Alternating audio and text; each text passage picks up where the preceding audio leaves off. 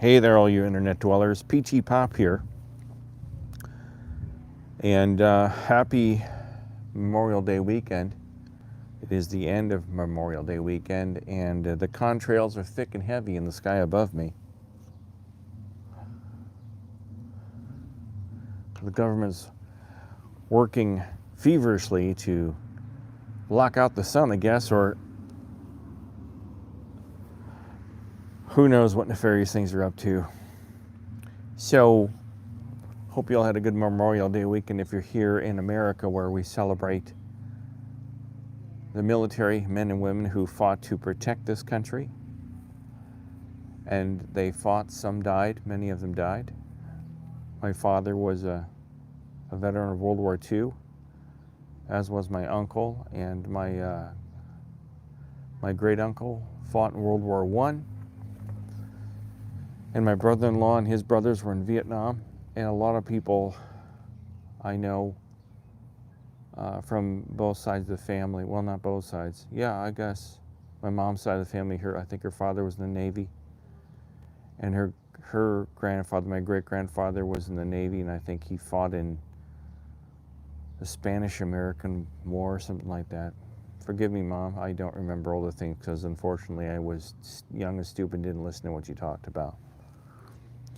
But today we celebrated, I guess it wasn't really celebrated for Memorial Day. We went to see Tom Cruise in Mission Impossible. And we've only been to 2 movies in the last 6 years because COVID shut everything down mostly. The last movie we saw before this was the final Iron Man, where Iron Man died. Went to the theater to see that before that. Let me get my ties here straightened out here on camera.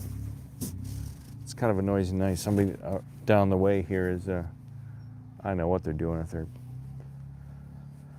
foraging through the woods with a backhoe or something. I don't know what they're doing.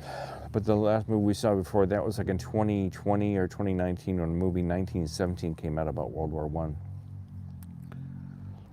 I. And so we don't go to a lot of movies anymore. We usually just watch Turner Classic Movies on cable. We watch all the old movies. Those seem to be the best bet for your buck. Yes. So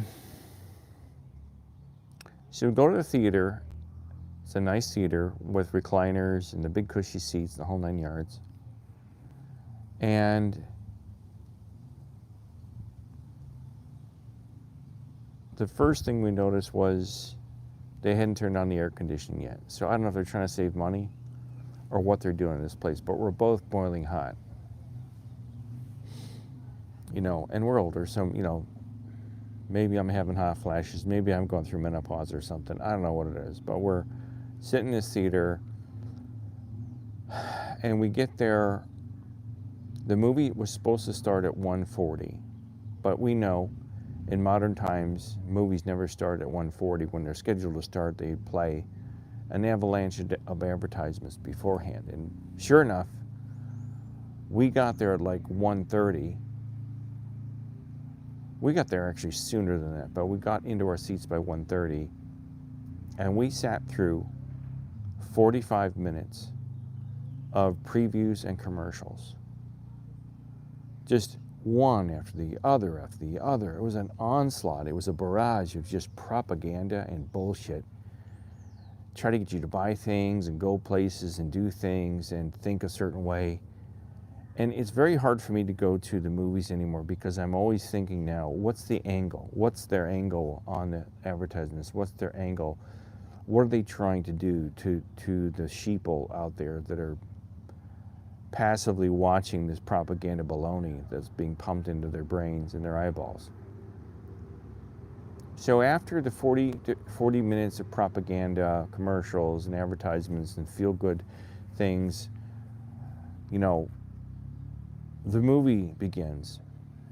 And it starts with Tom Cruise looking at the camera, and he's like, "Hi, everybody. Thank you so much for coming to see the movie today. We really appreciate you coming out to see this on the big screen, where movies are meant to be seen. Hey, everybody." He's got his little cute smile on and his cute little elfish, impish look. And he's like, oh, gee willikers. And it's only like he speaks for maybe a minute. And I'm like, I'm trying my best not to puke right there. I'm really, there was vomit building up at the back of my throat. And the movie starts,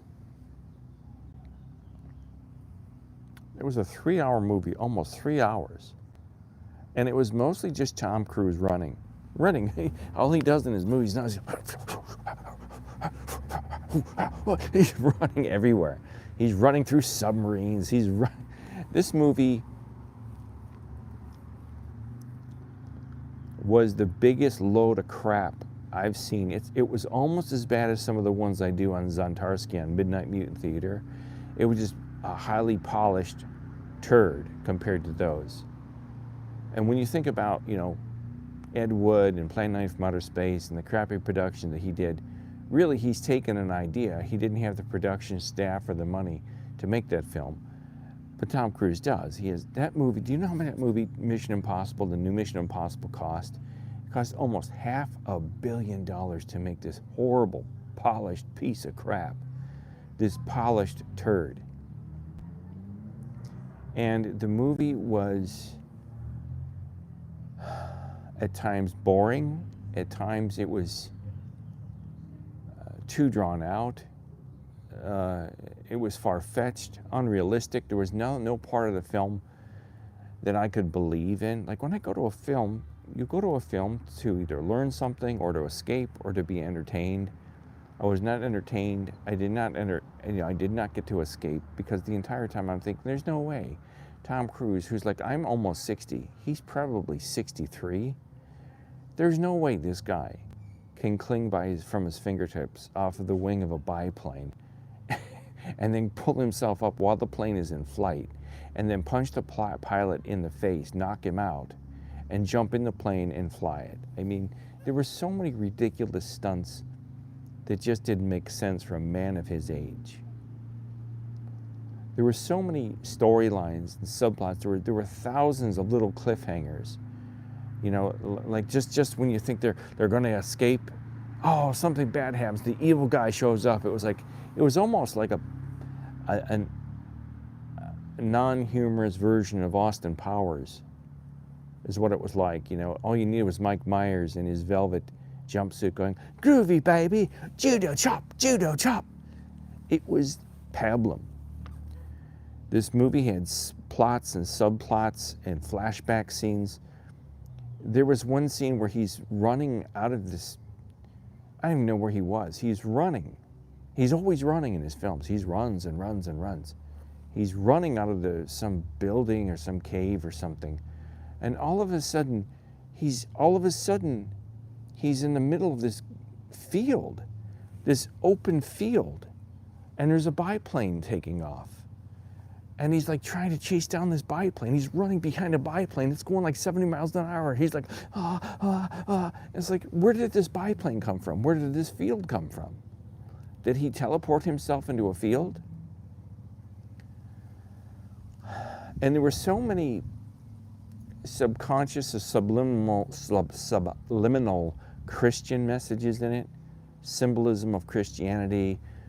There was this little key he had to get from some bad guy that was the way to turn off this computer that was taking over the world.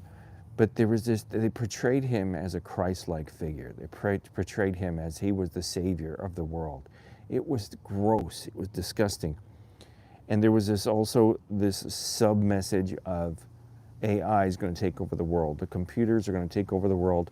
And again, just like in all the movies that make fun of on Midnight Mutant Theater, there was a no nukes, anti-nuke theme in this one, where this giant computer, basically the AI monster that's out there today, was going to take over all the world's nuclear arsenal and attack each other and wipe out mankind. So Tom Cruise was the Christ that was going to come with he had this little key that was like a crucifix. It didn't have a Jesus on it, but it was like a little gold cross with jewels on it. It was about this big and it glowed, and then little jewels glowed, and he had to go get it and put it into what looked like one of my Seagate hard drives. And once he put it together, I don't know, the world lived on happily ever after.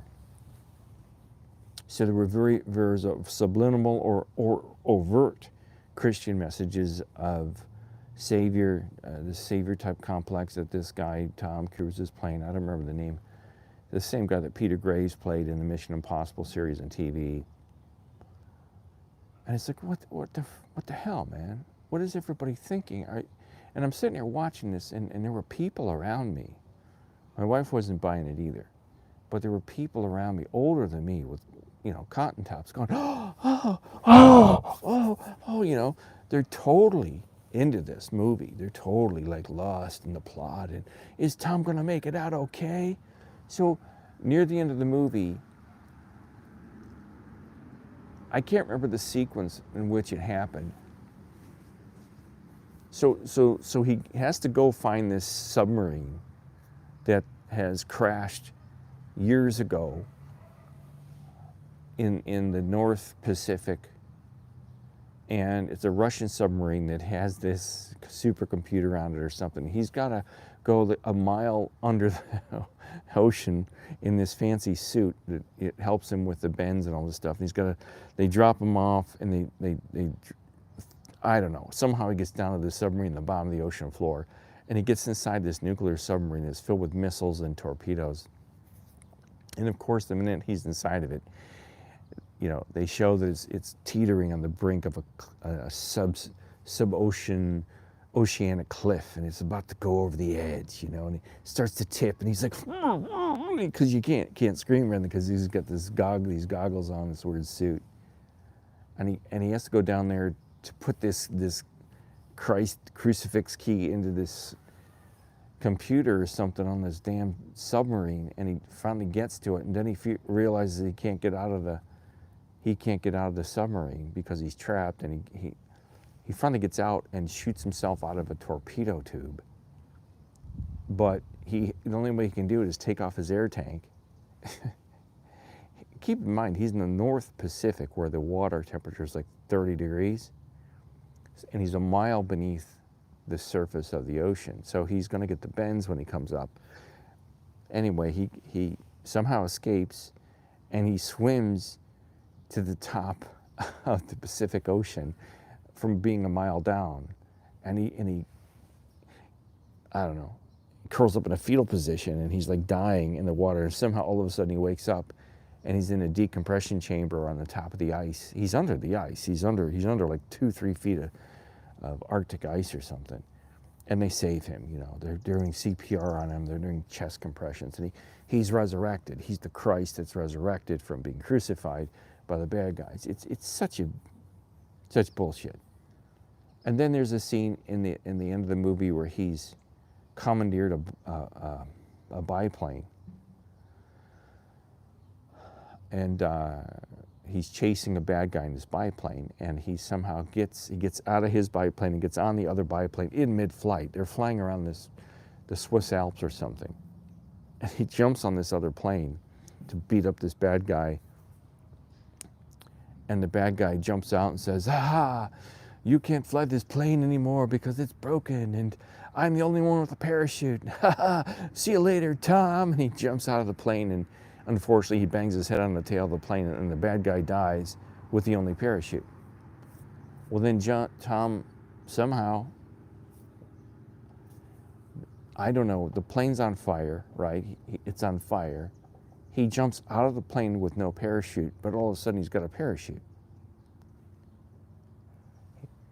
I don't know where he found his parachute, in an old biplane, but he found a parachute somehow, and he somehow had his parachute, and he jumps out, and he's falling to earth with his parachute, and the parachute bursts into flames. No reason given whatsoever. The parachute just bursts into flames in midair. Now, the plane was on fire before he jumped out, but the director forgot to tell us how the parachute caught on fire. So as he's free falling to the ground, I don't know. He's free falling, and he's still got this little key in his hand that I guess he did something in the submarine with it. He turned some computer off with it. He pulled it out, took it. I kind of have it out of sequence. He's falling, and he's got to take this I don't know, what was it? He had a little thumb drive. He had a thumb drive and what looked like a little Seagate hard drive, and he had to put the two together in mid-flight while he's free-falling into the Swiss Alps from the air, and put them together to turn off these computers from around the world. So the missiles don't go, Armageddon doesn't happen, nuclear Armageddon doesn't happen. And just as he's about to hit the ground, another parachute pops out. I know this is a secondary parachute. I know some guys that do skydiving have a backup parachute in case their primary one fails. It wasn't explained. So he miraculously, he survives. He's resurrected twice. He's the miracle Jesus of the world. And this movie was the biggest pile of crap I have seen in a while. And they spent $500 million to make it. Hollywood, why don't you just take that money and give it to all the people in California that are living on the street? There's Tom Cruise now. Come on down here in your parachute, Tom. Just give the homeless people in California all the money. Stop making these stupid movies. What a pile of crap this is. This movie was boring, unbelievable. A lot of very dramatic, well-produced music. The score in it was like, you got the big speakers up and down the entire theater. The walls are shaking. And we all know Tom Cruise is like 5'10". No, he's not 5'10". He's like 4'10". He's like 5 feet tall. He's like Dustin Hoffman tiny. He might be smaller than Dustin Hoffman. And every shot he had with a woman, you could tell they had him up on a platform. Even in the walking scenes, they must have built a long platform in these hallways so he was taller than these women. I hate knowing about production and stuff and knowing about green screen. A lot of it's green screened. And I was trying to figure out how they were doing all the stunts, because he had a lot of stunts where he was hanging from a biplane. And there's no way in God's green earth these planes were flying in the air. They had to be in a studio, like hung from a ceiling with fans blowing on them or something. There's no way he was really clinging with his own fingers, like this, like to the wing of a biplane that's going 100 miles an hour above the Swiss Alps. And with a camera crew, and with sound and all that stuff. There's no way you could do it. You'd have to put all the sound in post. You'd have to put the wind sound and the grunts and the grooms and the screaming and the yelling of the actors. There's no way you could mic it if it was, especially in the studio or up in the air. You'd have to put it all in post. You'd have to go in afterwards and have to say, "Look, Tom, I've got the only parachute. Bye-bye, Tom," and jump off the plane. It made me wonder what's become of our country and our people. It made me wonder, of the people out there that saw this movie that really liked it, how far gone are they mentally? How far are they down the sheeple hole where they would go, this is a really good movie. God, I got to see this again, When I was a kid, I was like that, because when you're a kid, you just don't know any better.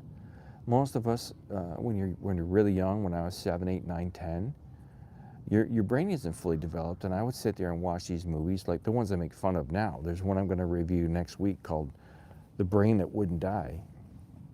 In my monster movie icons, Big Chuck and Houlihan and Little John, as well as the Ghoul, would show this movie all the time. I didn't like this movie. It's stupid. I knew when I was a kid it was stupid, but when I see it now, I go, oh, this is really bad. It's really hard to watch these films as an adult because they're just so atrocious. And I think that's what happens when you wake up from your childhood-like ways and you go, oh, this is all bullshit. But they're still adults. There are still grown men and women who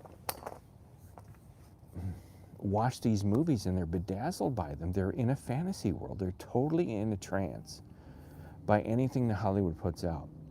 There was a trailer for a new Smurfs movie. Now, I didn't know the Smurfs were still a thing. I didn't know. They were a thing when I was a little kid, like not little, maybe 18, 19 years old. Smurfs were kind of older age. Or maybe it wasn't that young, but it was a long time ago. You know, and I'm sitting here watching this trailer for an animated cartoon about the Smurfs, and one of the Smurfs goes, "Oh, I almost smurfed in my pants," and people around me are like, "Oh, so funny." I'm lost. And it's scary because I used to be in that dream world. I used to live in that dream world, bedazzled by rock music and sitcoms and movies and comedians. Well, not so much comedians. Some comedians speak the truth. Not all of them, but a lot of them speak the truth. Like George Carlin and a few other. Jim Brewer is another one. If you want somebody, a comedian that speaks the truth, look up Jim Brewer. He's hilarious. But guys, it's scary to think what grown men and women think out there. And the thing that it made me think was how easily led most of us, even as grown adults, how easily led and manipulated we are by the media. What was the point to this movie? What was the message that they were trying to put out there? Was it strictly for entertainment? Or was it some type of no nukes thing? Was it some type of thing where crime doesn't pay, that kind of stereotype, hackneyed old theme in all the movies, crime doesn't pay? Because in reality, sometimes bad things happen, and there's no Superman, there's no Christ that's going to come swooping in on a biplane and save any of us. You know, somebody pulls a gun on you and you're walking out of the movie theater and you're not armed and you're not prepared for it, you're going to go down. Nobody's going to come. The local police are nowhere to be found, though there was a police officer in the theater tonight, or today, this afternoon. I almost told him, I said, "Hey, enjoy your job because you're not missing anything inside this theater. There's nothing in this movie you want to see." This film was just, it was horrible. It was really bad. And there's a good portion of the American public, I don't know about the world public population, but the American public will buy it, eat it up, and praise Tom Cruise for running. He runs almost in every other scene. He's running everywhere. Running in caves, he's running through fields, he's running down airstrips. What is that? What is that weird theme in all of his movies? What does that stand for? Is that symbolic of something? You can run, but you can't hide. Time is running out. And the thing that I'm very, very aware of as an artist and a musician is how music is put into these things to manipulate your emotions, because it was getting to me, it was agitating me, because you could tell the swelling sounds of the orchestra as it builds up, as Tom's about to punch out the bad guy or stab somebody in the neck or whatever. And the music really affects me. I'm very sensitive to music and the editing, and it's all cut very fast to keep you intrigued, keep you engrossed. It's designed to put you into a trance. It's trying to suck you in. But the average person doesn't know anything about the editing techniques or the lighting or the sound. They don't know anything about green screen. More people do today because of the internet. But one of the final scenes, Tom is meeting his whole crew that helped him through the hard times, through the Swiss Alps and through the North Pacific ice, and they all are in Trafalgar Square, and I don't know what they're doing. They're giving each other hand jobs or something. And in the background, Tom's like standing there, he's like looking around, like he's watching the people walk by. You can completely tell they're on a psych. Or it's called a psych. It's a big giant green screen wall. It's a huge room, like a 10,000 square foot room. It's all green screen, and it's a seamless wall that goes on for infinity.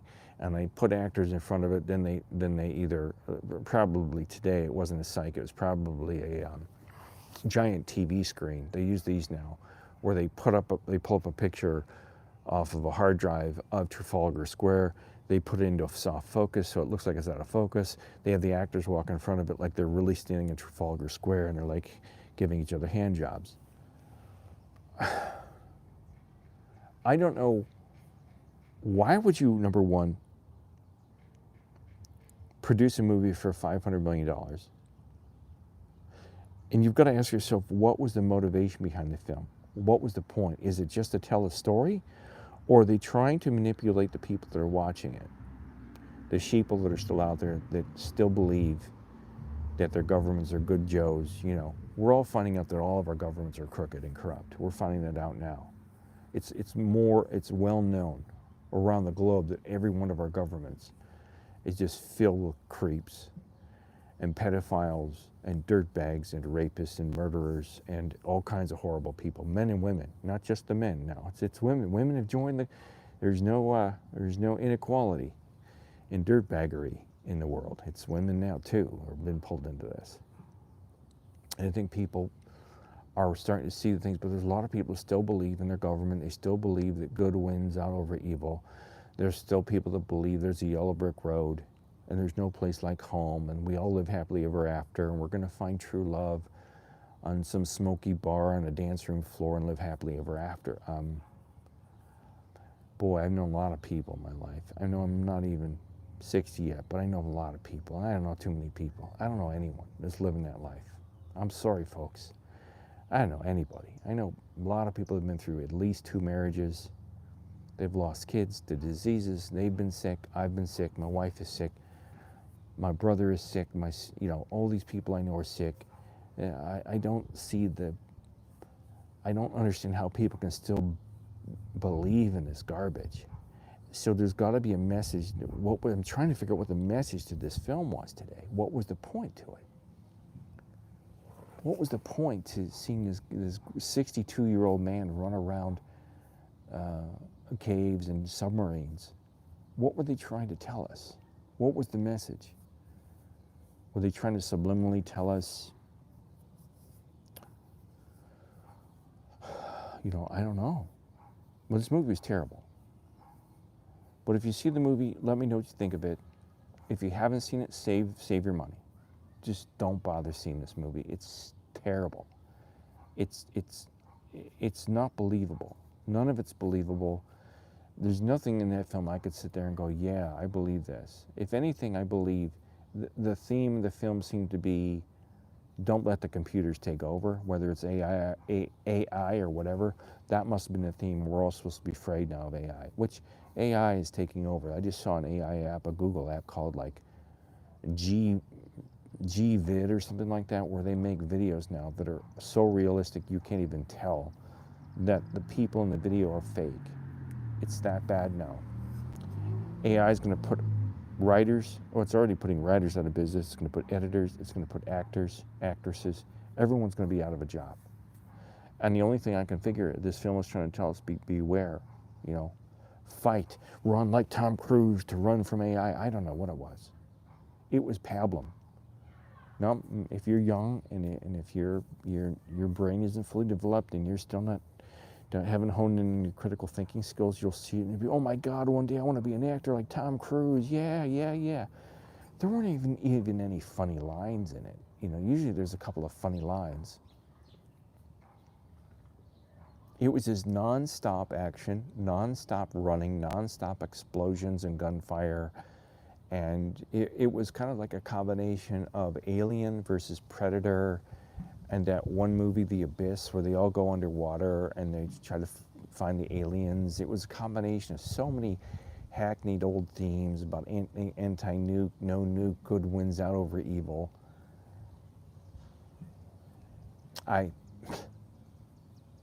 And they leave it open for another Mission Impossible. A Mission Impossible, they've been making these films now for 30 years. I hope it doesn't make its money back. I hope it doesn't, but I guess in the first day it made $60 million. So if in 10 days they clear $60 million a day every day for 10 days, they'll make their money back and have a profit, which is a shame because it's just a travesty to have wasted the time and the money and the energy to make a movie that's a anti-AI, no nukes film, the same old hackneyed thing that Hollywood's been putting out for like almost 80 years now, since the end of World War II. In almost every film I can find that's in the public domain, the sci-fi monster movies are all no nuke. Even Godzilla is I think a Japanese commentary on the nuclear holocaust and things like that, because Godzilla, I think, came from radiation or something. He's a mutated lizard that took, stomped on Tokyo. I think they're being comical. They're not being serious in that one. So if you saw this film, let me know what you think. Hey, if you liked it, you're still there. You're still in that little dream world that I used to be in. And it's hard not being in the dream world anymore. But I come on here to try to warn people of the pitfalls of the dream world.